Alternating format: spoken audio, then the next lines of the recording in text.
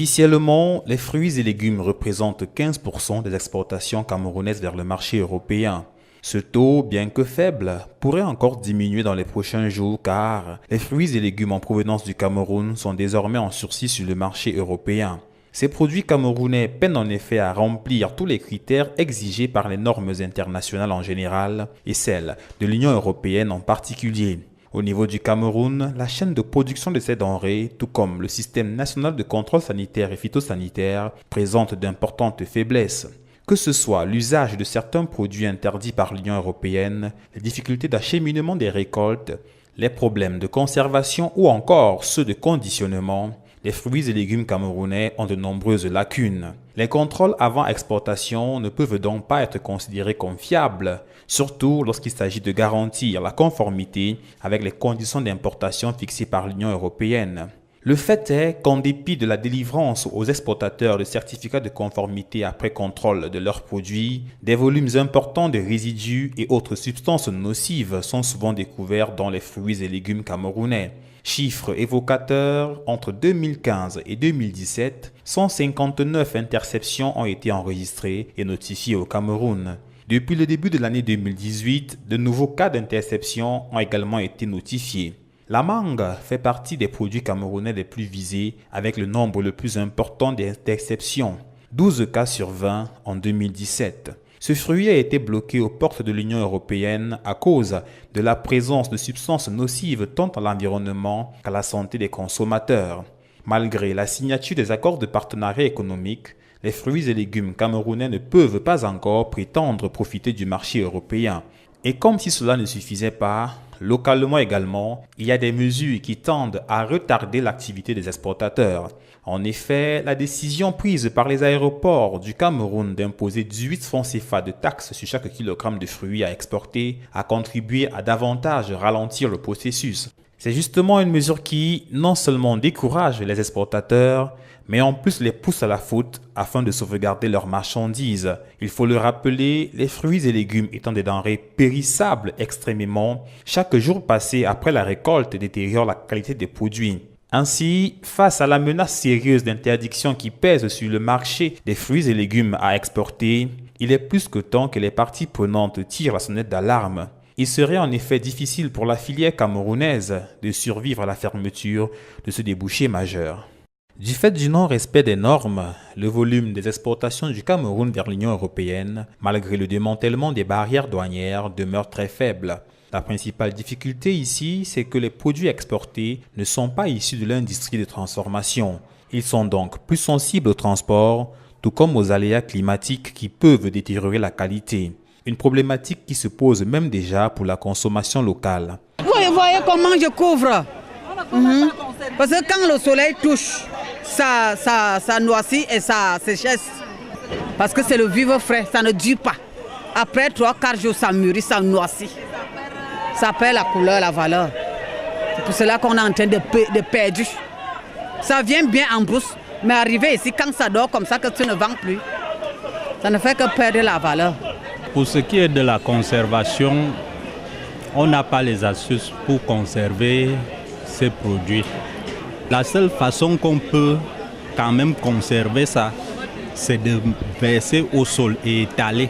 Là, quand l'air passe, ça rafraîchit ça et puis ça ne pourrit pas vite.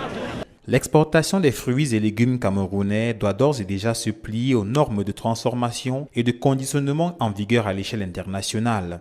On désigne par conditionnement l'action de placer une denrée alimentaire transformée ou non en contact direct avec une enveloppe ou un contenant.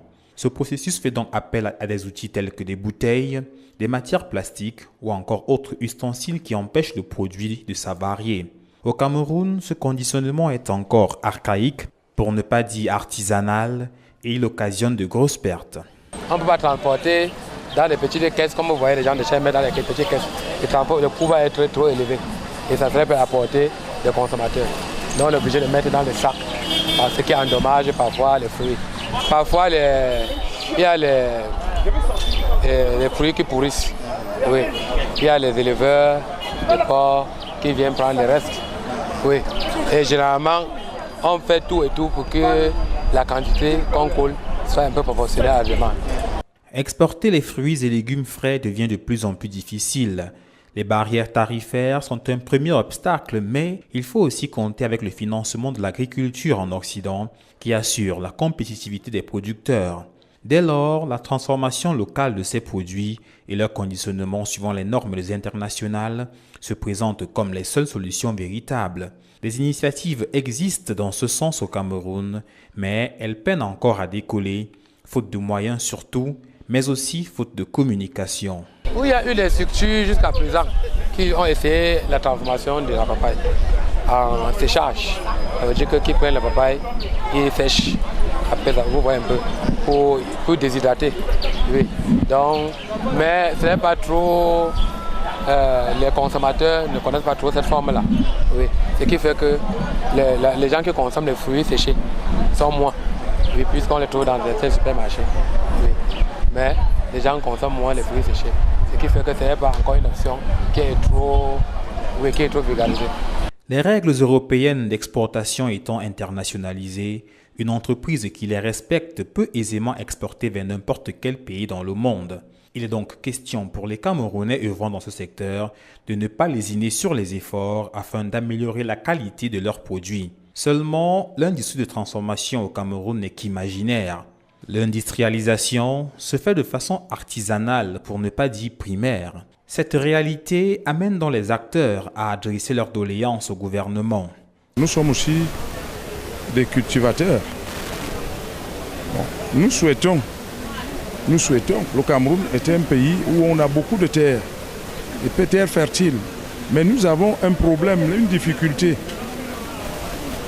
La difficulté que nous avons, c'est au niveau de finances, de soutien.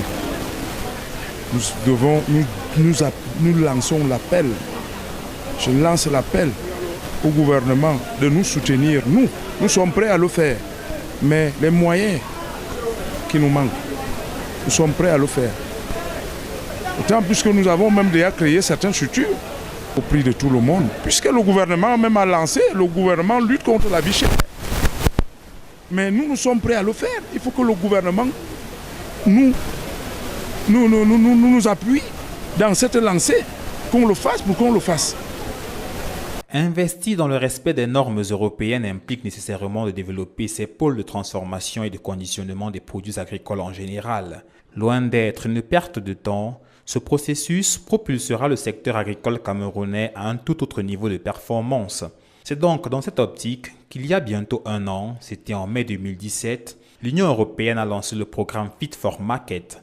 Avec une durée de 5 ans et une enveloppe de 25 millions d'euros, ce programme a pour initiative de renforcer les capacités des petits producteurs, des groupes d'agriculteurs et PME. Il est donc question de leur faciliter l'accès aux marchés internationaux et nationaux, bien sûr en intégrant les questions sanitaires et phytosanitaires ainsi que les exigences du marché. Vivement donc que les résultats de cette initiative commencent à se faire sentir afin que l'épée de Damoclès qui pèse sur le secteur fruitier du Cameroun puisse être levée.